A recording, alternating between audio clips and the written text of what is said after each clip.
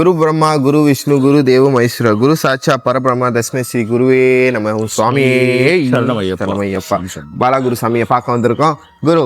Okay, இப்போ நம்ம ஒரு 5 கொஸ்டினுக்கு போக போகிறோம். நீங்க முடிஞ்ச அளவுக்கு எவ்வளவு ஷார்ட்டா டக்கு டக்குன்னு சொல்லுங்க. பகவான் ஜோதி ஸ்வரூபத்துல இருக்கனால 5 கொஸ்டின் ஏன்னா அது நம்ம ரொம்ப டீட்டெயில்ஸா போனோம்னா நம்மளுக்கு டைம் பத்தாது. ஸோ அதனால நான் கொஞ்சம் 5 கொஸ்டினா நான் போறேன். என்னன்னா, முத கேள்வி இப்ப 2-3 மாலை போட்டோன்னே அவங்க குரு சாமியை மாதிரி நடந்துக்கிறாங்க, குரு கிட்ட எது கேட்காம. அது நீங்க என்ன நினைக்கிறீங்க குரு? அது என்னை பொறுத்த வரைக்கும் அது தவிர்க்கிறது ரொம்ப நல்லது. ஏன்னா வருஷம் மலை போறவங்க கன்னிசாமிகளுக்கு சில விஷயங்கள் தான் தெரியும்.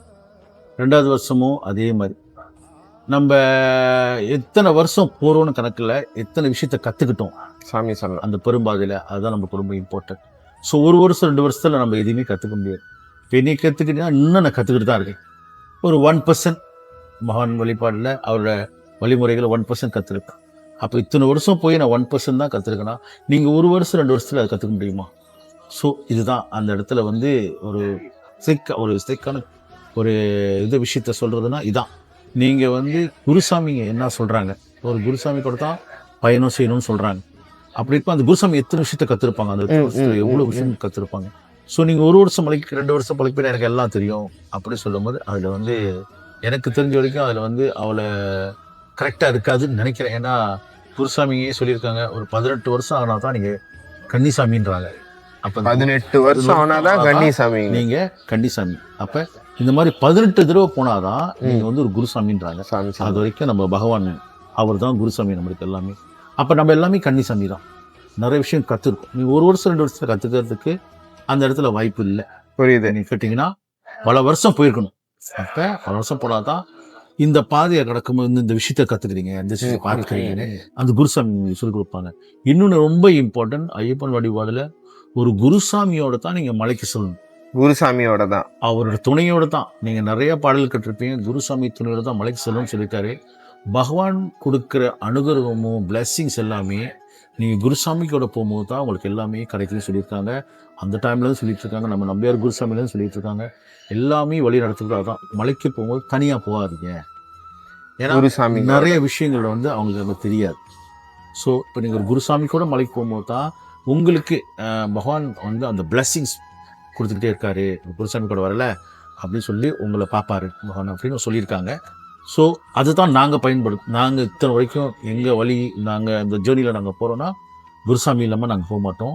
இத்தனை வரைக்கும் எது இருந்தாலும் எங்களுக்கு ஒரு குருசாமி வழித்தனை இருக்கணும், அவர் கூட தான் போகணும். ஓகே, சாமி சொன்னோம். குரு என்ன சொல்கிறாருன்னா, 2-3 மாலை போட்டோன்னு குருசாமியாக ஆயிடாதீங்க. என்னதான் இருந்தாலும் குருசாமியோட சொல்கிற விஷயம் கண்டிப்பாக கேட்கணும். மலைக்கு போகிறப்பையும் குருசாமியோட துணையோட தான் போகணும். ஸோ அப்படின்னு சொல்லுவார். நம்ம 5 கொஸ்டினுக்கு சொல்லியிருந்தேன், ஆனால் 5 கொஸ்டின் இல்லை. ஏன்னா நம்ம குரு எக்ஸ்பிளைன் பண்ணுறதுனால அந்த 5 கொஸ்டினை நம்ம எடுத்துடுறோம். ஸோ அடுத்த கேள்விக்கு போகிறேன் நான். குரு, இப்போ சபரிமலை யாத்திரைனாலே எக்ஸ்பென்சிவ் அப்படின்னு ஒரு கருத்து இருக்குது. ஃப்ளைட் காசு எடுக்கணும், யாத்திரை காசு எடுக்கணும், சாமி இந்த கோயில் சாமி காசு இப்படி அடிக்கிறாங்க அப்படி அடிக்கிறாங்க, இந்த மாதிரி ஒரு விஷயம் நிறையவே இருக்குது. இப்போ உதாரணத்துக்கு ஒரு 5000 வெள்ளி செலவாகுது, 6000 வெள்ளி செலவாகுது. இந்த மாதிரி ஒரு விஷயத்த நீங்கள் எப்படி என்ன சொல்கிறீங்க குரு? இந்த எக்ஸ்பென்சஸ் ஏன் இவ்வளோ எக்ஸ்பென்சஸ் வருது?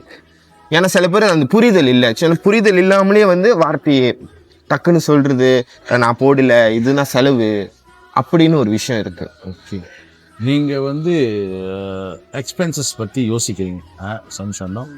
இப்போ நீங்கள் ஒரு இடத்துக்கு, இப்போ நீங்கள் ஒரு உதாரணத்துக்கு நீங்கள் ஒரு சட்டை வாங்க போகிறீங்க, ஒரு எக்ஸ்பென்சிவான சட்டை வாங்க போகிறீங்க. அப்போ அந்த சட்டை வாங்குறதுக்கு நீங்கள் என்ன செய்வீங்க? ப்ரிப்பேர் பண்ணுவேன், சம்பளம் வேலை செய்வேன், காசு சேர்த்து வைப்பீங்க. இப்போ நீங்கள் மலைக்கு போகிறேன்னு ஒரு முடிவு பண்ணிட்டீங்க, மலைக்கு போகணும். அப்போ நீங்கள் என்ன செய்யணும்? சேர்த்து வைக்கணும், காசு சேர்த்து. அங்கே நீங்கள் சொல்லக்கூடாது, ஏன் இவ்வளோ வேலை, ஏதோ சுச்சுவேஷன் தகுந்தாப்புல எனக்கு மாறிடுச்சு. ஒரு காலகட்டத்தில் ஃப்ளைட் டிக்கெட் நாங்கள் போகிற டைமில் 3000 வரைக்கும் இருந்துச்சு. ஒரு 20 years பேக் வச்சுங்களேன், 20 years மாஸ். அப்போ மாஸ் தான் தெரியாது. அப்போ அந்த காலகட்டத்திலே நம்ம மலைக்கு போகிறோம்னா காசு தோப்பு நம்ம முடிவு பண்ணிடுவோம். அடுத்த வருஷம் மலைக்கு போகிறோம்னா இந்த வருஷம் காசு தோப்பு முடிவு பண்ணுறது அவரு. நீ மலைக்கு வர்றது வராது அவர் செய்வார். ஆமாம், பட் நம்மளோட கடமை என்ன, நம்மளோட கான்ட்ரிபியூஷன் என்ன? ஸோ கொஞ்சம் கொஞ்சம் நம்ம என்ன செய்கிறோம் அதே வரும், நம்ம செய்வோம். அப்படி இல்லாமல் நம்மளுக்குள்ள நம்ம அந்த முயற்சி எடுக்கும். தண்ணியே ஊத்தாம செடி வளராது. ஓகே, சூப்பர், கரெக்டா சாமி. சாமி. ஸோ அப்போ நம்ம அதை அந்த காசு சேர்த்து கொஞ்சம் கொஞ்சமா வச்சு மலைக்கு போகும்போது நம்மளுக்கு நம்ம எந்த கவலையிலும் யாரோட சப்போர்ட் இல்லாம நம்ம மலைக்கு அதுக்கு பகவான் வழி காட்டுவார் உங்களுக்கு. அவர் கரெக்டா காட்டிடுவார், செஞ்சிருவாரு. ஆனா உங்க முயற்சி இருக்கும்போது அவர் கொஞ்சம் அடிஷன் பண்ணுவார், ஆட் பண்ணுவார், கை கொடுப்பார். இன்னொரு கை இவர் வந்து கை விட மாட்டார், தூக்கி தான் விடுவார், கை விட மாட்டார்.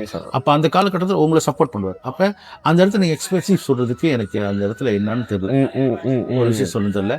இப்ப இன்னொரு எக்ஸாம்பிள் சொல்றேன், சிம்பிளான எக்ஸாம்பிள் சொல்றேன். நான் வந்த காலகட்டத்தில் மலைக்கு போகும்போது நம்ம வந்து இன்னைக்கு டிசைட் பண்ணிடுவோம், மலைக்கு வந்து ஒரு 10 நாள், முன்னேந்திலாம் நாங்கள் 14 நாள் போவோம். ஓகே, 14 நாள் போயிட்டு 14 நாள் ஆகும் மலைக்கு. நம்ம சென்னையிலேருந்து போய் சபரிமலைக்கு போகிறதுக்கு. அப்போ நம்ம என்ன செய்வோம், லீவு அந்த ப்ரிப்பேர் பண்ணுவோம். அந்த லீவை ப்ரிப்பேர் பண்ணி நம்ம அட்வான்ஸாக சொல்லி நம்ம 14 days லீவ் எடுக்கிறோம். ஃபர்ஸ்ட் இயர்னால நீங்கள் ரொம்ப என்ன செய்வீங்க, எக்ஸைட்டடாக அந்த லீவ்லாம் அப்ளை பண்ணி உங்களுக்கு எல்லாம் ஆர்கனைஸ் பண்ணிடுவீங்க. ஆர்கனைஸ் பண்ணி மலைக்கு செல்வீங்க, எல்லாம் கரெக்டாக இருக்கும். 2வது வருஷம் வரும், 3வது வருஷம் வரும். அப்போ நீங்கள் என்ன செய்வீங்க, எனக்கு லீவ் எவ்வளோ நாளா லீவ் எடுக்கணும்ல, லீவ் கிடைக்கல, கஷ்டம். அந்த வருஷம் இருந்த ஆறு வந்து 3வது 4வது வரப்ப அப்படியே குறையுது. ஓகே, இப்போ இந்த இடத்துல வந்து நீங்கள் பகவானை பார்க்கறதுக்கு அந்த இன்ட்ரெஸ்ட் வச்சுருக்கீங்களா, இல்லை உங்களோட சிச்சுவேஷன், உங்களோட செல்ஃபிஷ்னஸ் சொல்லுவாங்களே, இப்படி தான் இருக்கணும் அப்படின்னு அதை ஃபோக்கஸ் பண்ணுவீங்க. புரியுது. உங்கள் மைண்ட் என்ன, பகவானை பார்க்கணுன்னா என்ன ஒரு சூழ்நிலை நீங்கள் ப்ரிப்பேர் ஆயிடுவீங்க. புரியுது. நீங்கள் ப்ரிப்பேர் பண்ணிடுவீங்க. அப்போ ஒரு சொன்னாலும் நீங்கள் அதான் செய்ய போறீங்க. 30 வந்தாலும் அதான் செய்ய.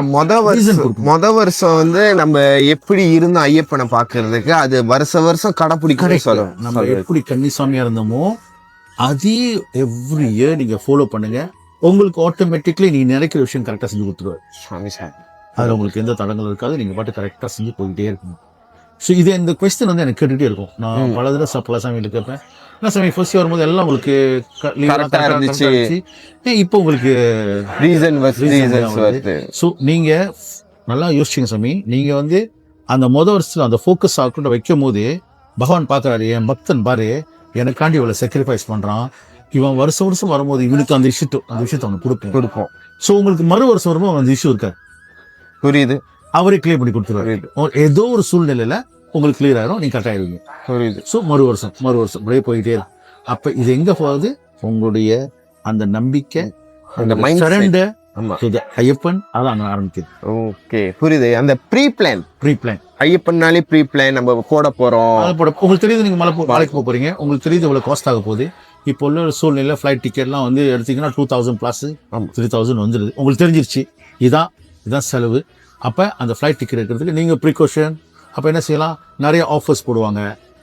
உங்கள் குருசாமி கிட்ட கேட்டு நீங்கள் எப்போ கிளம்புறீங்க, மலைக்கு எப்போ கிளம்புறீங்கன்னு கேட்டுனோன்னே இப்போ அந்த மற்ற அந்த மாதிரி ஃபேர்ஸ்லாம் போடும்போது நீங்கள் போனீங்கன்னா டிக்கெட் சீப்பாக கிடைக்கும். உங்களுக்கு அட்வான்ஸாக நீங்கள் டிக்கெட் புக் பண்ணி வச்சுக்கலாமே. புரியுது. ஆமாம். அது ரேட் ஒரு 6 months பீரியட் இருக்கு. ஓகே, அப்போ 6 month பீரியட் நீங்கள் புக் பண்ணிங்கன்னா ஏன் உங்களுக்கு செலவாக போகுது டிக்கெட். புரியுது. ப்ரீ பிளான் வெள்ளனியாவே நம்ம எடுத்து வச்சுருந்தா அந்த காசை வந்து அந்த காசை பற்றி நீங்கள் கவலைப்பட மாட்டீங்க. ஆமாம் புரியுது. ஓகே சாமி, ஐம் ரெடி. அப்போ பகவானை பார்க்குறேன், நீங்கள் முயற்சி போடுறீங்க. ஆமா. அந்த முயற்சிக்கு நான் உனக்கு இன்னொரு கொஞ்சம் தம்பா பண்றேன். புரியுது. நான் ஆட் பண்ணி உன்னோட லைஃப். சூப்பர்.